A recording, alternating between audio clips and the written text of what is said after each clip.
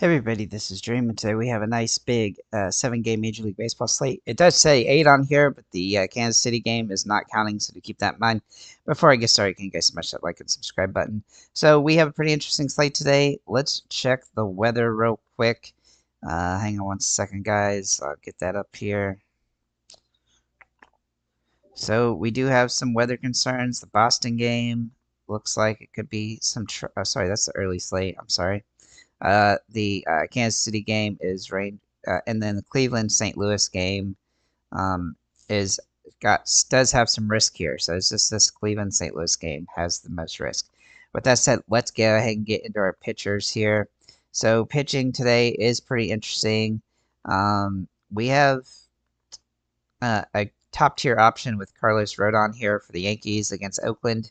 Now he has given up some home runs this season, and I do think Oakland could get one, but he does get enough strikeouts to give him some upside here.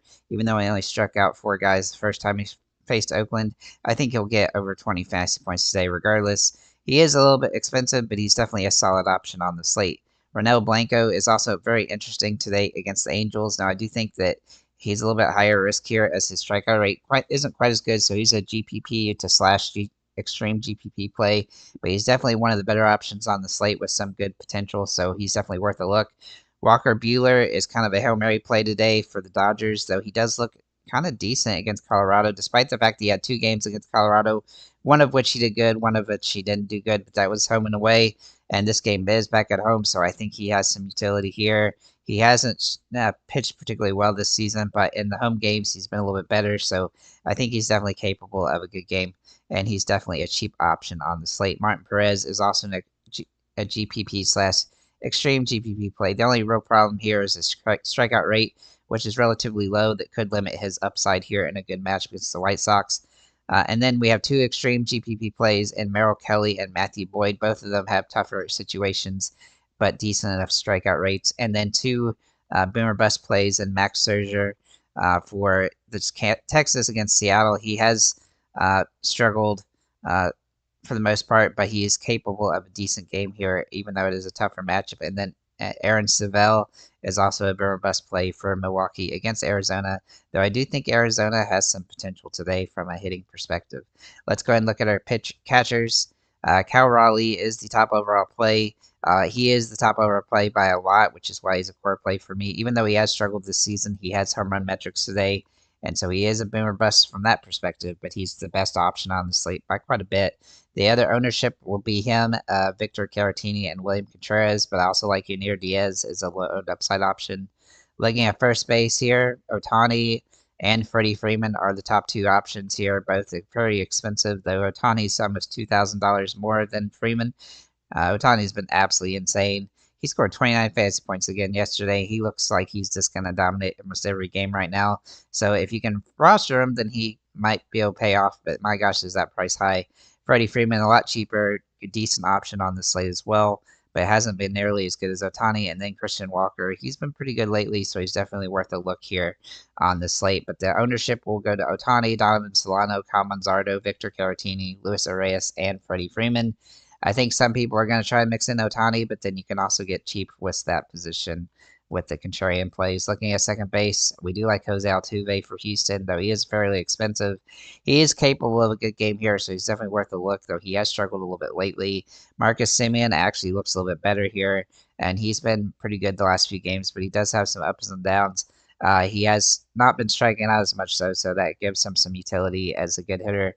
Looking at Gleyber Torres, he is kind of the top owned play here, and he's cheap and gives him some upside as well, so he's definitely worth a look. After you look at the ownership, Gleyber Torres, Xander Bogaerts, Marcus Semien, and Jose Altuve. Looking at third base, we do like Max Muncy a lot for the Dodgers today, as he has hit the ball very well lately. He's definitely worth a look here with home run potential. Jose Ramirez is expensive but capable at this position, and he has home run upside. And then Manny Machado for the Dodgers is a decent play, though he is a little bit pricey, but he has hit the ball very well lately. I do think San Diego is a really good team to stack up here, but the ownership will go to Donovan Solano, Manny Machado, and Max Muncy. So Solano is kind of a cheap play to punt the position with. Looking at shortstops, Solano is also a good spot to put in if you go with Otani, I should note. But yeah, shortstops, Jerry Pena does look like the top play at this position. He's got some really good metrics today. He's not overpriced either, so he's definitely, and he's hit the ball decently well lately. Mason Wynn, though, is a little bit cheaper, and he's been uh, pretty much up and down, but he is capable of a solid game here, and he has some good metrics for this game. The ownership at this position, though, will be Xander Bogaerts, Tommy Edman, and Anthony Volpe. I really want to like Edman today, but I just don't think his metrics are all that good, so he's definitely a contrarian play, but even though he might be a little bit chalky. Look at outfielders, Otani, Jordan Alvarez, Kyle Tucker, Mookie Betts, and Tatis Jr. are all the top overall plays. But we do have some contrarian good options that are a little bit cheaper, I should say. Julio Rodriguez, Luis Robert Jr., and Wyatt Langford, and also Corbin Carroll, though Corbin Carroll's a little bit more expensive. The contrarian plays today, Luke Raley, Adolis Garcia, and Aaron Judge. If we look at the ownership, though, Tatis Jr., Tommy Edman, Kyle Tucker, Garrett Mitchell, Jackson Merrill, Aaron Judge, Mookie Betts, Toscar Hernandez, Jason Dominguez, Luke Raley, and Jurickson Profar. I do think, from chalky perspective, Luke Raley, Tatis Jr., Otani, and then Kyle Tucker are probably the top overall options from that perspective. So with that said, guys, thank you for liking, commenting, subscribing.